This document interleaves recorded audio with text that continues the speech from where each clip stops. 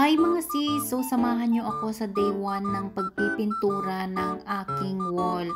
Again mga sis, uunahan ko na kayo, hindi po ako professional painter. So putyo-putyo lang yan mga sis para hindi na tayo magbayad. Kung kaya naman natin gawin, gawin na natin. Ganyan talaga ang babaeng madiskarte. Kaya kayo mga boys dyan, ang piliin nyo yung babaeng marunong sa buhay, marunong sa bahay, hindi puro paganda at pa-sexy lang ang alam, dapat madiskarte din. Nagkamali pa nga ako dyan nung una mga sis, makikita nyo yung sa baba, parang merong magnolia na color dyan, kasi nga guys, ginamit ko yung para sa labas, kasi yung para sa labas, yung magnolia na yan na pintura na yan guys is parang may buha-buhangin. So pinalitan ko siya. Yung white na matte na lang ang ginamit ko. Ayan mga sis, kita nyo, nakakapagod siya. Pero sige lang, samahan nyo ako sa day 1 natin hanggang matapos natin ang ating kwarto mga sis. Kasi gusto kong maiba naman ang kulay kasi nga sky blue nga yung kulay niyan and hindi na maganda. Puti and then sky blue, ang pangit na siyang tignan. Ayan, kaya ako ginaganyan mga sis kasi ayang pinang-brush ko dyan mga sis. Di ko alam kung anong tawag ba dyan sa ginagamit ko na yan. Hindi siya fit doon sa kulay pula na yon, yung square na yan. Ayan, medyo malaki kasi yung ginagamit kong hindi ko alam kung brush ba yan or whatsoever. Di ko alam tawag dyan. Ayan, ayang pinang...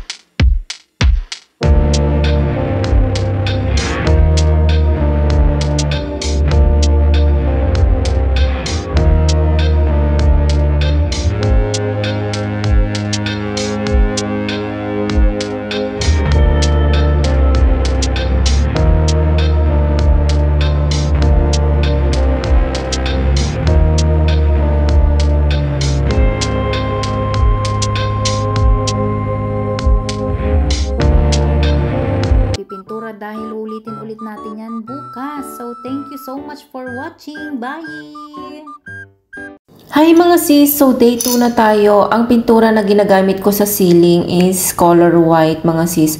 Pero yung ginagamit ko sa wall naman, sa pader is magnolia. Papalitan natin yung puting ipinuntura natin doon. Nakita nyo naman nung first day na kulay puti yung pinintura ko doon. Kaso lang, mas maganda ang magnolia na kulay para ipantay natin sa ibang dingding. So yan, napag-decidean ko na bumili ng magnolia para lahat pantay, tapos yung ceiling lang ang kulay puti para hindi siya pangit tignan. So ayan, samahan nyo ako mga sisi, kaliwat kanan, hindi ko na alam kung ano bang kakalabasan ng pagpipintura natin dyan, kung maganda ba. Pero i-update ko kayo mga sis kung ano ang kakalabasan ng ating pagpipintura na to. Ang hirap palang magpintura mga sisi, nakakangawit talaga, kaya salute dyan sa mga pintor na magagaling. Nakakapagod mga sis, ang sakit na ng katawan ko dyan sa day 2 na yan, pero sige lang, laban lang, kaya natin yan. At matatapos mo rin yan. Parang ayaw ko pang tumigil sisi. Alam nyo ba kung anong oras ako nag-i-start? Nag-i-start ako ng morning from 9 to 6 PM mga sis. Kwarto lang yan. Isang kwarto lang, pero ang tagal kong ginagawa. Ang hirap kaya mag-isa nang walang kasama. Pero dahil nag-i-enjoy ako sa ginagawa ko, alam kong matatapos ko rin to kahit sobrang daming kalat mga sis. Ayan, sabi nga nila pag nag-i-enjoy ka sa ginagawa mo, mababaliwala yung pagod mo. Pag pagod ka na, magpahinga ka lang and then laban ulit, ganun. Yung parang kasabihan lang sa buhay na walang madali. Lahat paghihirapan mo bago mo makuha ang resulta na gusto mo. Kaya kahit masakit na yung katawan ko dyan, tiyaga-tiyaga lang at matatapos ko rin.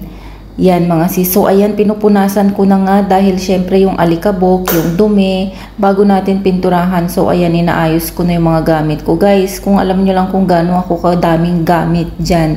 Siguro pag maglilipat na ako ng work, hindi ko na alam kung saan ko isisiksik yung mga sobrang daming gamit ko dyan. Yung ibang hindi ko ginagamit na mga makeup na expired na, tinapon ko na. Yung mga perfume na expired na, tinapon ko na din. Ang dami kong makeup na expired na hindi ko naman ginagamit. So, tinapon ko na din mga sis. Ayan, nililinisan ko na siya. Sobrang daming alikabok mga sis. So, lilinisan muna natin siya. Pupunasan din muna natin yung mga dingding para hindi naman siya magaspang. Para makinis. Ayan. So, ang daming basura. May mga nakatago pa dyan. Tignan nyo yung itim-itim sa baba. Dahil nga yan, sabi ko sa inyo, sa humidity. Kaya siya nag-iitim-itim.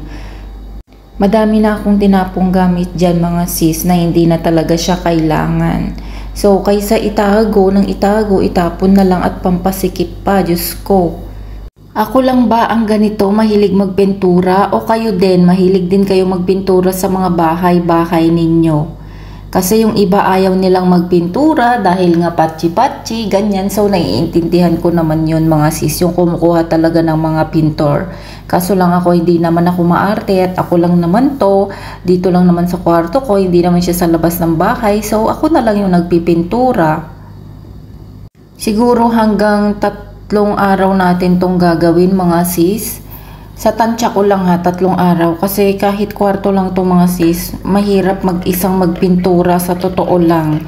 Nakakangawit, ang sakit sa mga braso, ganyan. Pero sige lang, papakita ko sa inyo yung magiging resulta nitong kwarto na to after. Kaya ayan, kung ayaw nyo kumuha ng pintor, kayo na lang magpintura sa mga bahay-bahay nyo kung hindi naman kayo maarte. At guys, sabi ko nga, hindi naman tayo pintor talaga na expert. Kaya syempre, wag nyong expect na sobrang ganda ang kakalabasan ng pagpipintura ko dito sa aking kwarto. So, ipapakita ko sa inyo kung ano ang kakalabasan ng aking kwarto pag natapos natin. I think 3 days natin to bago matapos. So, ipapakita ko sa inyo mga sis yung wall na pinalitan ko ulit ng magnolia. Ayan mga sis, kita nyo ang kalat-kalat ng kwarto kasi nga hindi pa tapusan. Ka ba nakakita ng nagpipintor na malinis? Ayan, magnolia ang pinalitan ko mga sis, kita nyo, magnolia yan. Tapos yung hindi pa natapos, ayun na yung kulay puti. Yan yung sinasabi ko. Thank you, bye, love you. Hi mga sis, so eto na naman nga tayo. Hindi pa tayo tapos sa ginagawa nating pagpipintura sa ating kwarto. Pero huwag kayong mag-alala mga sis dahil malapit na tayong matapos.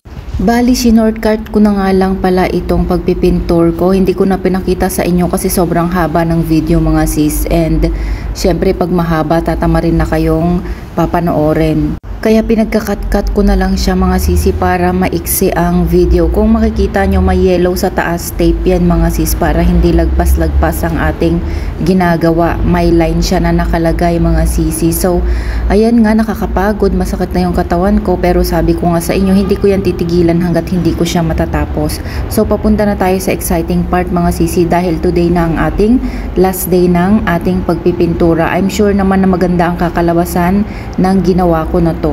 Ganyan talaga ako mga sis, pag naumpisahan ko na, hindi ako titigil hanggat hindi ko siya natatapos. Parang goal nyo lang sa buhay, hindi kayo titigil hanggat hindi nyo na-achieve yung goal na gusto ninyo. Today is Sunday mga sisi, dapat gumagala na ako, kumakain sa labas, ganyan-ganyan. Pero mas pinili kong tapusin tong ginagawa ko kasi ang gala nandyan lang naman. Itong kwarto ko na to kasi ito yung pinaka-favorite place ko. Ito yung pinaka-favorite na tambayan ko. Sobrang naiirita kasi ako mga sis kasi yung dingding iba na talaga yung kulay. Itim na talaga, hindi ko alam kung bakit nagiitim yung dingding, pero sabi nila dahil nga sa humidity kaya nagiitim. So malapit na tayong matapos mga sisi, konti na lang matatapos na tayo. At hindi lang dito nagtatapos ang ating pagpipintura. Syempre pag nagpintur ka, sobrang kalat ng kwarto mo, and syempre maglilinis tayo after nyan mga sis. Sasabunin din natin yung sahig para hindi siya masyadong madaming alikabok. Maganda talaga pag may hagdan kayo yung ganyan leather, maganda talaga mga sis. So ayan na mga sis, konting push na lang matatapos na tayo dyan. Alam nyo ba kung ilang liter ng pintura ang nagamit ko? So yung white, ang nagamit ko is 5 liters. Tapos yung magnolia naman is 5 liters din po yung nagamit kong pintura. Bali dalawa kasi pininturahan ko muna siya ng puti and then tsaka ko pininturahan ng magnolia. Yung puti na ginamit ko mga sis is matte yun. So maganda siya, malapot, hindi mo na siya kailangan lagyan ng tubig. Ayan, tinitignan ko kung okay na ba ang lahat, kung maayos na ba siya. Kasi nga mga sis, kung hindi pa, syempre aayusin natin. Ay, ang roller na yan mga sis, ang dali yan gamitin mga sis. Sobrang bilis kasi kung brush ang gagamitin natin, aabutin tayo ng siyam-siyam. Naku po, hindi tayo matatapos. Ang bilis. Eto na ang final natin mga sisi, natapos din natin after 3 days na pagpipintor sa ating room. So makikita nyo wala na siyang itim-itim, makinis na, and maluwag na siya. So ayan, dito na tayo magti-TikTok mga sis. Don't forget to follow my YouTube account. Yan gamit. So ayan, finally mga sis, natapos din tayo. So ayan, kita nyo ang linis and maluwag na siya. Hello sa aking kulambo. Ayan, yung kulambo ko na yan, hindi ako nakakatulog pag wala tayong kulambo mga sis.